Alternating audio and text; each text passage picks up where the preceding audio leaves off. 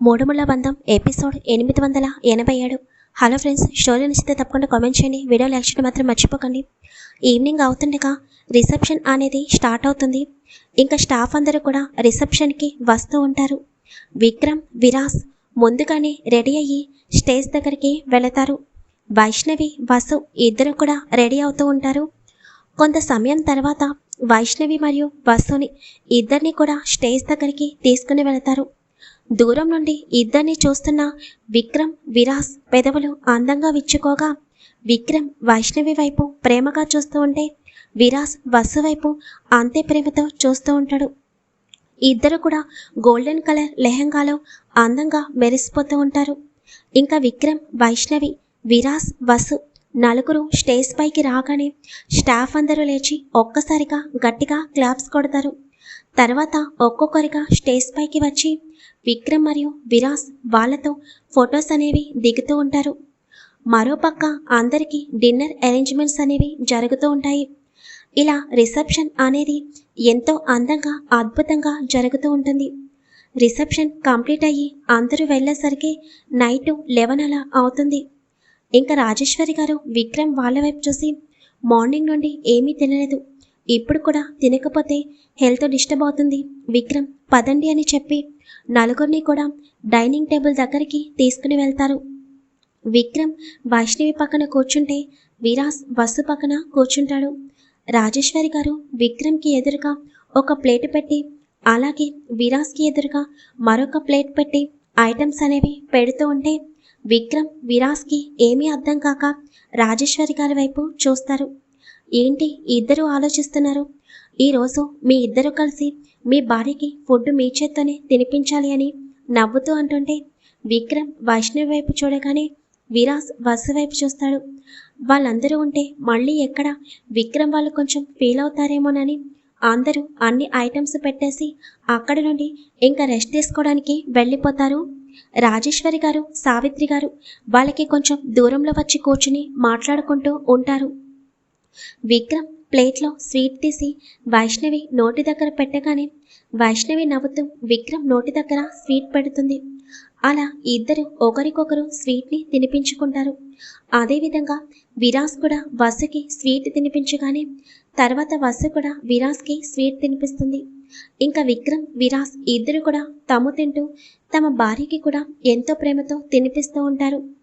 ఇంకా విక్రమ్ వాళ్ళ dinner complete అవ్వగానే రాజేశ్వరి గారు విక్రమ్ వాళ్ళ దగ్గరికి వచ్చి, ఇంకా మీ ఇద్దరు వెళ్ళి మీ రూమ్స్లో పడుకోండి అని చెప్పగానే విక్రమ్, విరాస్ ఇద్దరు కూడా ఒకరినొకరు చూసుకోగానే వైష్ణవికి, వసుకి కూడా అర్థం కాదు.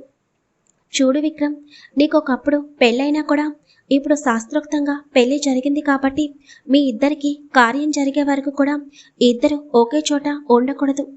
అలాగే విరాస్, మీరు కూడా నీకు వసుకి కార్యం జరిగే వరకు మీ ఇద్దరు కూడా ఒకే రూమ్లో ఉండకూడదు అని చెప్పగానే నలుగురు కూడా షాక్గా ఒకరినొకరు చూసుకుంటూ ఉంటారు.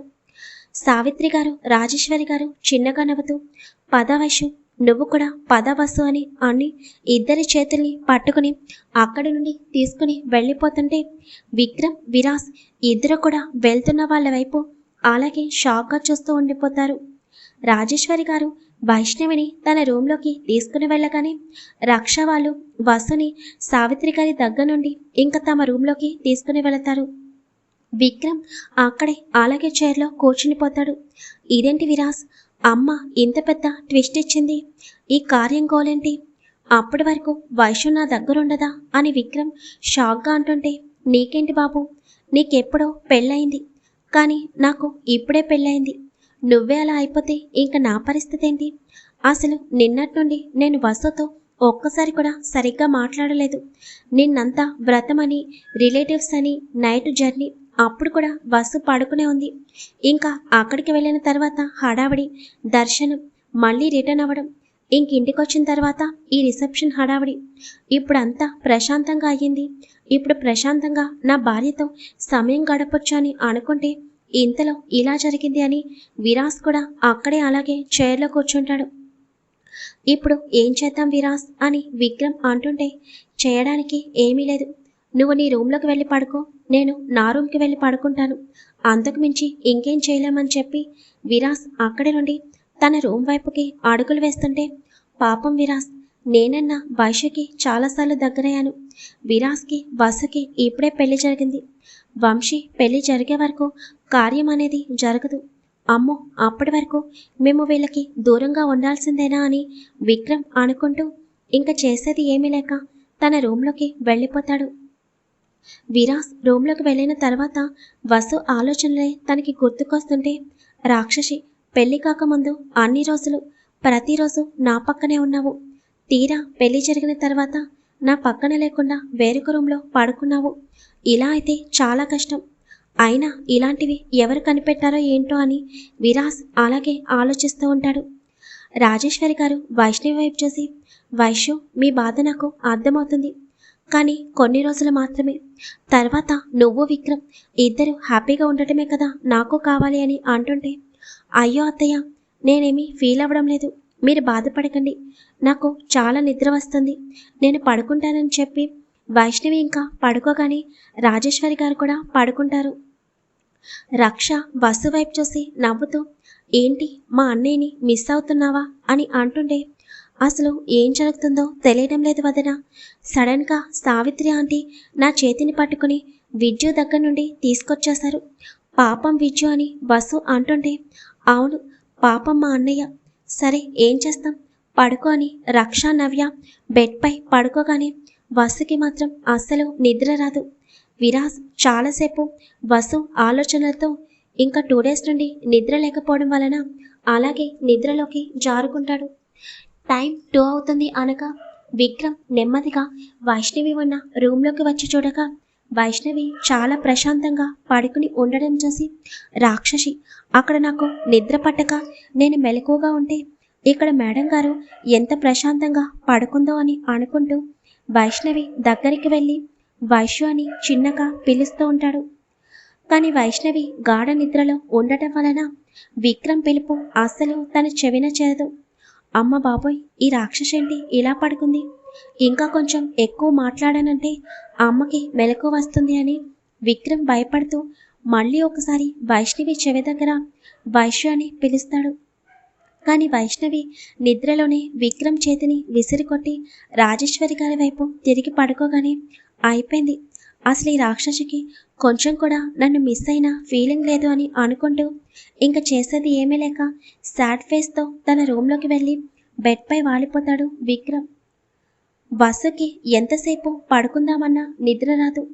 పక్కకు తిరిగి చూసేసరికి రక్ష, నవ్య, నీరస ముగ్గురు కూడా మంచి నిద్రలో ఉండటం చూసి నెమ్మదిగా బెడ్పై నుండి లేచి నెమ్మదిగా అడుగు వేసుకుంటూ రూమ్ నుండి బయటకొస్తుంది. హాల్లోకి రాగానే హాల్లో ఎవరు లేకపోవడం వలన వసుకి చాలా భయంగా అనిపిస్తుంది. విరాస్ రూమ్ పైన ఉండడంతో విరాస్ దగ్గరికి వెళ్ళాలని తను ఎంతో ఆశతో బయటకొచ్చింది. కానీ చుట్టూ చూస్తుంటే తనకి చాలా భయంగా అనిపిస్తుంటే లోపలికి వెళ్ళలేక అలాగే భయంగా చుట్టూ చూస్తూ ఉండగా ఇంతలో తన చేతిని ఎవరో గట్టిగా పట్టుకున్నట్టు అనిపించగానే వసు భయంగా గట్టిగా అరవబోతుండగా విరాస్ వెంటనే వసు నోటిని తన చేతితో క్లోజ్ చేసి, వసు నేనేరా అని అంటుంటే వసు తన టెన్షన్ తగ్గించుకుని వెనక్కి తిరిగి విరాస్ వైపు చూసి వెంటనే భయంగా విరాస్ని హక్ చేసుకుని అలాగే ఉండిపోతుంది. ఏమైంది, నన్ను కలవడానికే వస్తున్నావా అని విరాస్ చిన్నగా నవ్వుతూ అంటుంటే, అవును విచ్చు, నాకు అక్కడ అస్సలు నిద్ర పట్టడం లేదు. నేను నీ దగ్గరే పడుకుంటాను ప్లీజ్ అని వసు అమాయకంగా అంటుంటే విరాస్ ఒకసారి టైం చూస్తాడు. అప్పటికే టైం 2 అవుతుండటంతో సరే పద అని చెప్పి వసుని వెంటనే ఎత్తుకుని తన రూమ్లోకి తీసుకుని వెళ్ళి బెడ్పై పడుకోబెట్టి 4కి అలారం సెట్ చేస్తాను. అలారం మోగ్గానే నువ్వు వెళ్ళి మళ్ళీ రక్ష వాళ్ళతో పడుకో సరేనా అని అనగాని, ఇవన్నీ ఎందుకు విజ్జు, నేను నీ దగ్గరే ఉంటాను అని వసు అంటుంటే, ప్లీజ్ వసు, ఆంటీ వాళ్ళు చెప్పారు కదా, మళ్ళీ వాళ్ళు చెప్పినా మనం వినకపోతే బాధపడతారు సరేనా, అయినా జస్ట్ ఒక 3-4 డేస్ అంతే, తర్వాత నువ్వు నేను ఎప్పుడే కలిసే ఉంటాము అని అనగానే వసు విరాస్ గుండెలపై తలవాల్చి విరాస్ని గట్టిగా పట్టుకుని పడుకుంటుంది. విరాస్ కూడా వసు అలా తనపై పడుకోగానే అప్పటి వరకు ఏదో మిస్ అయిన ఫీలింగ్ నుండి మళ్ళీ మనసంతా హ్యాపీగా అనిపిస్తుంటే అలాగే వసు చుట్టూ చేతులు బిగించి కళ్ళు మూసుకుంటాడు. ఇప్పుడు తనకి చాలా ప్రశాంతంగా అనిపించడం వలన ఇంకా విరాస్ నిద్రలోకి జారుకుంటాడు. వసు కూడా నిద్రలోకి వెళ్ళిపోతుంది. 4 అవుతుండగా అలారం మోగుతుంటే విరాస్కి మెలకు వస్తుంది, కానీ వసు అస్సలు లేగదు. విరాస్ వసు వైపు చూస్తుంటే వసు చిన్నపిల్లలాగా తనని పడుకుని ఉండటం చూసి వసు పెదవులపై చిన్నగా ముద్దు పెట్టుకుని, రాక్షసి, పెళ్ళైన తర్వాత నీలో ఎంత కల వచ్చిందో నీకు తెలుసా? ఎంత అందంగా ఉన్నావు వసు. అందుకే అంటారేమో ఆడపిల్లకి పెళ్ళైన తర్వాత మొత్తం మారిపోతుంది అని. నిజంగా ఎంత బాగున్నావని మళ్ళీ వసు పెదవులపై చిన్నగా ముద్దు పెట్టుకొని, మళ్ళీ అందరూ లెగిస్తే ప్రాబ్లం అవుతుంది అని వసుని నెమ్మదిగా ఎత్తుకుని తన రూమ్లో నుండి కిందకి తీసుకుని వస్తుండగా ఇంకా విక్రమ్ కూడా లేచి అదే టైంకి బయటకొచ్చి చూడగానే విరాస్ వసుని ఎత్తుకుని వసు రూమ్లోకి వెళ్ళడం చూసి ఒక క్షణం షాక్ అవుతాడు.